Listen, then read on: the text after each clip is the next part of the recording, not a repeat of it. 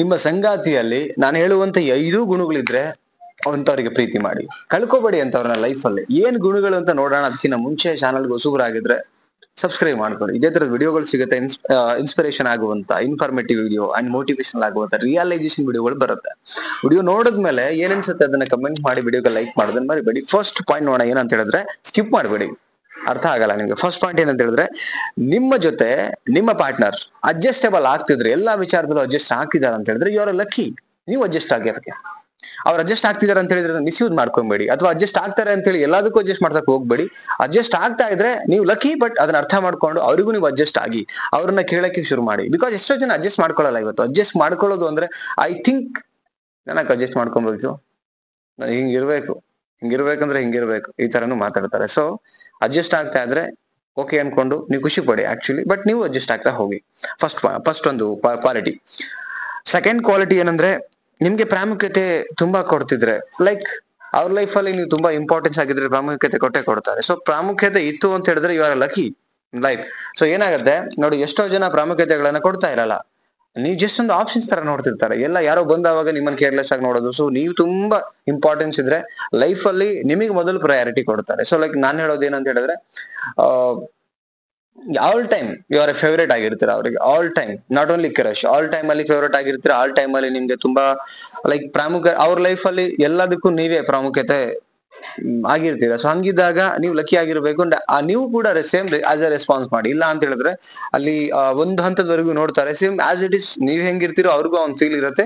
So ಅವನ್ ಕಾರಣಕ್ಕೆ next point ನೋಡೋಣ. ಏನು ಅಂತ ಹೇಳಿದ್ರೆ, ಸಪೋರ್ಟಿವ್ ಆಗಿದ್ರೆ. ಸಪೋರ್ಟಿವ್ ಒಂದು ಇಟ್ ಮೀನ್ಸ್ ವಾಟ್ ಏನಂತ ಹೇಳಿದ್ರೆ, ಈಗ ನೀವೇನೋ ಒಂದ್ ಮಾಡ್ಲಿಕ್ಕೆ ಹೊರಡ್ತೀರಾ ಹೊಸದಾಗಿ, ಅದಕ್ಕೆ ಸಪೋರ್ಟಿವ್ ಆಗಿ ನಿಂತ್ಕೊಳ್ತಾರೆ. ನಡಿ ಮಾಡೋಣ, ಏನಾಗುತ್ತೆ ಆಗ್ಲಿ, ನಿಂತ್ಕೊಳ್ತಾರಲ್ಲ. ಎಷ್ಟೋ ಜನ ಏನೋ ಮಾಡ್ತೀವಿ ಅಂತಂದಾಗ ಅಲ್ಲಿ ಏನಾದ್ರೆ ಕಾಲು ಎಳಿತಿರ್ತಾರೆ, ನಿನ್ ಕೈಲಿ ಆಗತ್ತಾ ಅಂತ ಮಾತಾಡ್ತಾರೆ, ನಿನ್ಗೆ ಆಗಲ್ಲ ಅಂತ ಕಿಂಡಲ್ ಮಾಡ್ತಾರೆ, ಎಲ್ಲಾ ತರದ್ದು ಮಾತಾಡ್ತಾರೆ. ಬಟ್ ನಿಮ್ ಒಟ್ಟಿಗೆ ನಿಂತ್ಕೊಳ್ತಾರಲ್ಲ, yes I am there with you, so go ahead, ಮುಂದುವರ್ಸು ಅಂತ ಹೇಳ್ತಾರಲ್ಲ, ಅವಾಗ ಖುಷಿ ಪಡ್ಬೇಕು ನೀವು. ಬಹಳ ಜನ ಈ ತರ ಲೈಫ್ ಅಲ್ಲಿ ಇರುವಂತದ್ದು.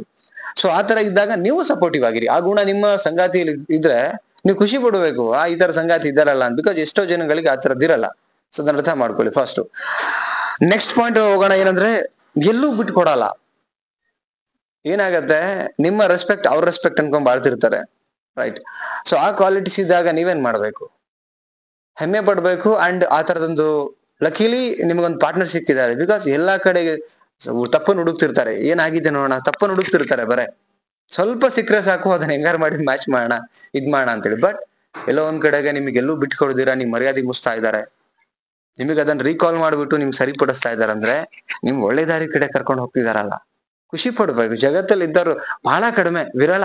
ಬರೇ ಮೈನಸ್ ನೋಡ್ಕೊಂಡು ನಿನ್ಗೆ ಅಲ್ಲೇ ಇರಪ್ಪ ನೀನು ಅನ್ಕೊಂಡು, ನೀ ಅಲ್ಲೇ ಇರಮ್ಮ ಅಂತ ಅನ್ಕೊಂಡು ಬಿಟ್ಟು ಹೋಗೋರೆ ಜಾಸ್ತಿ ಇರ್ಬೇಕಾರೆ, ನಿಮ್ ಮರ್ಯಾದೆ ಕಾಯ್ಕೊಂಡು ನಿಮಗ್ ಸರಿದಾರಿ ಕರ್ಕೊಂಡು ಹೋಗುವಂತ ಪಾರ್ಟ್ನರ್ ಸಿಕ್ಕರೆ ಪ್ರೀತಿ ಮಾಡಿ.